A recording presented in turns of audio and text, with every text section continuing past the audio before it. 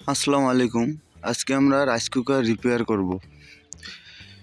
এর জন্য আমাদের রাইস কুকারে প্রথমে এসি লাইনটি দিয়ে নিতে হবে। দেখব আমাদের রাইস কুকারের কী সমস্যা। দেখুন বন্ধুরা, আমি লাইনটি দিছি কিন্তু কোনো লাইট জ্বলতিছে না। এর মানে আমাদের রাইস কুকারের ভিতরে সমস্যা হয়েছে। তো প্রথমে আমাদের রাইস কুকারটি খুলে নিতে হবে। আপনারা সাবধানতার সাথে রাইস কুকারটি খুলে নেবেন। রাইস কুকারের নিচে যে 3টি নাট থাকে, এই 3টি নাট খুললেই আপনার রাইস কুকারটা খোলা হয়ে যাবে। দেখুন আমি এক এক করে 3টি নাট খুলে নিচ্ছি। আপনারা সাবধানতার সাথে রাইস কুকারটি খুলে নেবেন। দেখুন আমরা দেখতে পাচ্ছি যে রাইস কুকারের যে ফিউজটা আছে এটা নষ্ট হয়েছে। এই ফিউজটা আমাদের চেঞ্জ করতে হবে। এটা বাজারে আপনি 9 টাকা থেকে 10 টাকায় পাবেন। এর জন্য প্রথমে আমাদের এসি সকেটটা যেটা আছে ওটা খুলে নিব। খুলে নেওয়ার পর রাইস কুকারের যে ফিউজ নাট দিয়ে আটকানো আছে ওটা প্রথমে খুলে নিতে হবে। খুলে নেওয়ার পর আমরা একটা 10 এম্পিয়ারের ফিউজ নিব।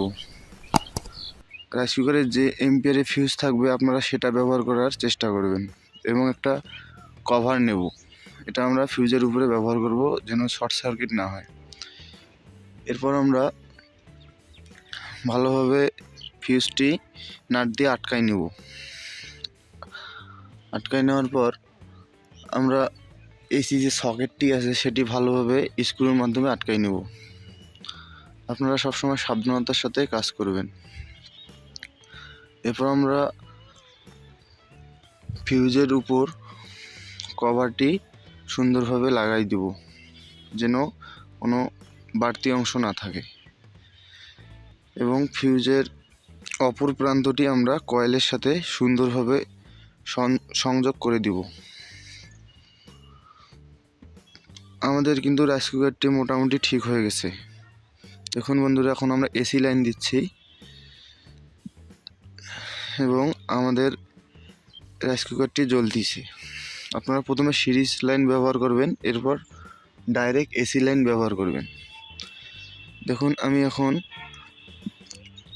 ডিরেক্ট এসি লাইন ব্যবহার করব। এই দেখুন বন্ধুরা, আমার লাইটটি সুন্দরভাবে আমার রাইস কুকারটি সুন্দরভাবেই ঠিক হয়েছে। দেখুন বন্ধুরা, অনেক সহজেই আপনারা বাসায় কম খরচেই রাইস কুকারটি ঠিক করতে পারবেন। ধন্যবাদ।